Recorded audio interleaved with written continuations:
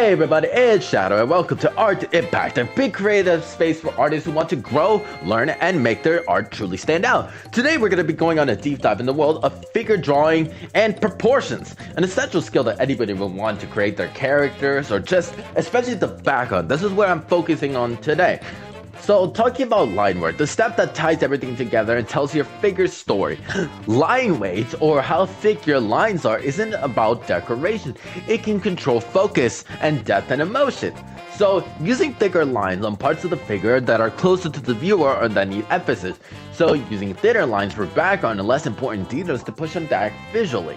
Lines can also convey mood. Jagged lines create tension, unease, or energy. Smooth flowing lines can create calmness and grace or softness. So when I ink this in iBoost Paint X, I vary the line weight based on these principles. It's like composing music visually. Every line has a purpose, by the way. So to improve your line work, I recommend exercises such as drawbox.com. Practicing straight lines and curves and circles to build control and confidence, or just get your own little website or whatever you use so you can master these moves, alright?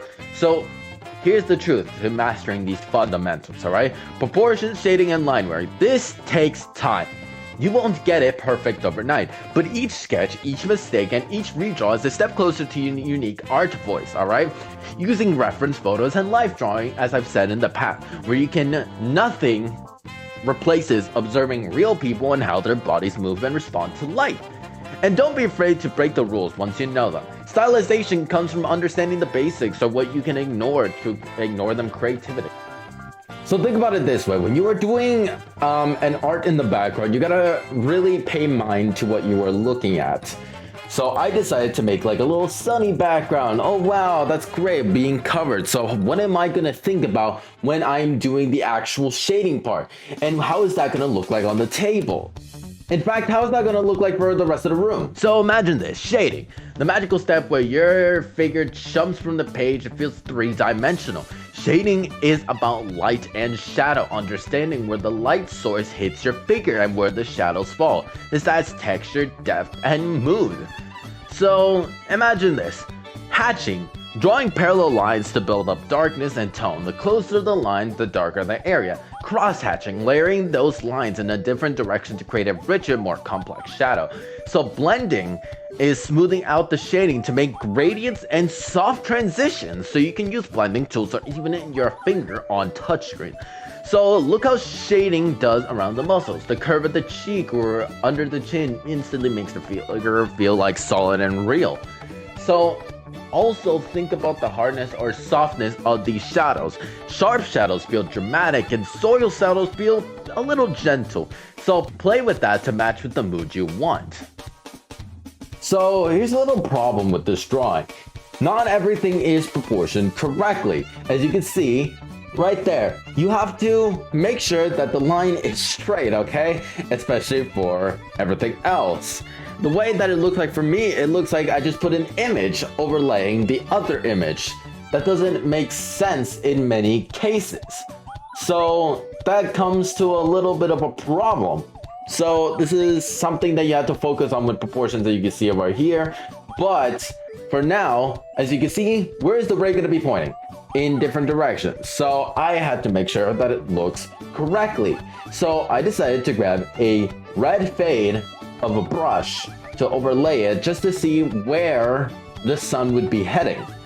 And there is more in the left side than the right side of the image, because that's just how the rays work. And it's all angled in a specific way. So this is where the math comes in, which is gonna get a little scary right now, but it's all pointed more in one direction than the other, as you can see here. And that's what we call the unit circle. So here's a real life example of me doing it in person. Okay, so let's talk about the math in art. Yeah, I know the word might probably be something that makes you flinch, but do bear with me here, okay? So, create a new layer right here so I can quickly explain to you guys. So, right here is just a blank canvas with a basic need for a unit circle. All right. So let's do regular angles. All right. So this right there is 90 degrees. All right. This right here is 180 degrees. And this, by the way, is counting the entire thing. Right here is 270 degrees. And right here is 360 degrees. Obviously, within the middle, within these sections of the unit circle, 1, 2, and 3, there's 3 sections on each side, okay? Please bear with me here, okay? For you nerds out there. So obviously right here is gonna be like 15, 30, and 45, I believe. Obviously, you're not gonna be thinking about this, okay? But this is so you know. This is so the extra information, so you know how it works, okay? So let's turn down the opacity rate just a bit, and let's draw an oval. An oval is right here. Alright, and this oval is gonna be our little friend. We're gonna call him Michael. So, obviously, when you turn this right here, oh wow, now he's turning at a 45-degree angle. He can still do that, okay? So, let's imagine it right here that this is his neck. He can still do that, okay? Why it's important, unless you are doing freedom in cartoon design, okay? This is like stuff like Looney Tunes, alright? That's when you can start doing the crazy stuff. The farthest the human can go, at least in mathematical wise, until it starts getting crazy, is like around here. That's around 30 degrees. It's obviously never going to do something like this in 15 degrees, okay? That's why we do have these things in the first place, alright? And wherever the eye is, or at least whatever, you're just going to have to remember it from muscle memory, okay? Well, or obviously just, it's just basic human anatomy. Again, you don't have to think about the unit circle at all. All right, this is just a quick lesson on about it. Okay, it's very much more like that. Now, whenever there's proportion, all right, which is math for like how big something is compared to that, for example, right? So like how the eyes sit like halfway down the head, or how the eyes can be all the way up here, or like, because all humans are like a little bit different, right? A little bit different in certain cases. Like, look at that. Now that looks fine to me. And then let's give him like a little nose, and now he's even more of a silly one, alright? There's just these different proportions, right? Like a half and a half-third, different proportions, or at least how different the sizes of the faces go, at least in the general sense, or whatever, right? That's literally the math part they get. Don't stress, please, over the exact numbers. These are just regular guides, at least to stuff that you should be knowing, alright?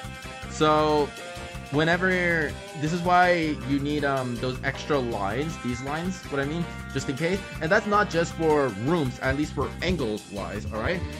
That's why you always do whenever, like I said in a previous video before, that's why you gotta do like the little boom boom, and the little turn this right here, right there, so at least you now know where your eye is and now where everything else is. That's why, again, proportions like this matter. And something that I will, hold on, let's cut in just a moment, right, to how a 3D space works, at least in this format, alright? So let's get to a little science right here. As you can see, right here, this is a model that we have right here for like a little cool pirate, right? And it's like the fun kind. This is where directional lighting comes in. That's why we have stuff like X, Y, Z coordinates, right? That's when it starts getting a little more algebra, or basic algebra, at least I should say. It's pretty useful for artists because they make stuff like this, especially if you're doing such modeling or whatever. Look at this lighting. Look at how it goes in such direction. If I pointed more towards the back, the lighting, obviously the character is going to be shined on a little bit more, at least in the front, and then same goes for the opposite. So when we're doing to this light source right here,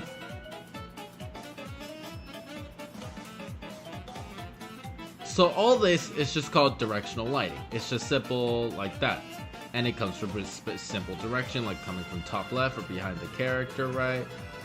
What's cool about it is that it helps define the form that it gives you, right, of your little characters. So it gives you like depth, volume, and like a mood.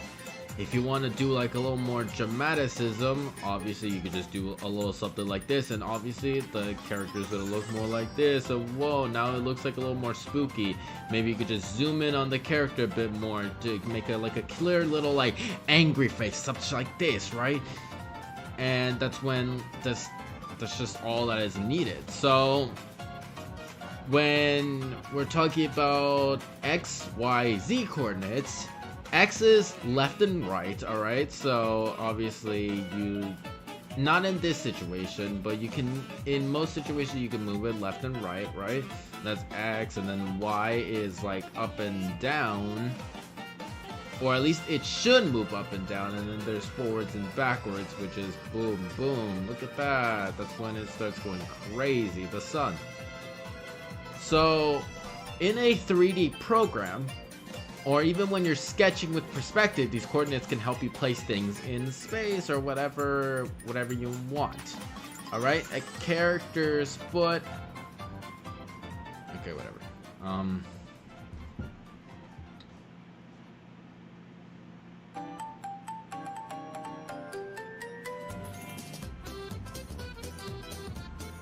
Well, obviously this isn't just math stuff, right? This is just science stuff too.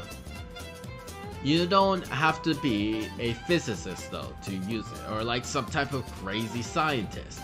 You just need to understand the basics. You can bend them, break them in style, but always keep to human anatomy, unless you're doing like some crazy form of just animation in general, if you're doing like a new animation medium, right? And just think about the light source, maybe give a little nod to XYZ every once in a while, but obviously just don't have to think about it too much. And look at that, now the character is just doing some crazy like dramatic scene. So let's do where the sun is pointing this direction right here. So look at that, now the sun should be pointed towards this direction, right? And now you can't see the character's face anymore because obviously it would be more shaded. That's why it's important for stuff like this, at least in forms of animation. Here's some extra examples that I have collected that I have drew myself personally and where I think background matters. I feel like this is all and in different mediums, so I think that's all for today. So bye-bye.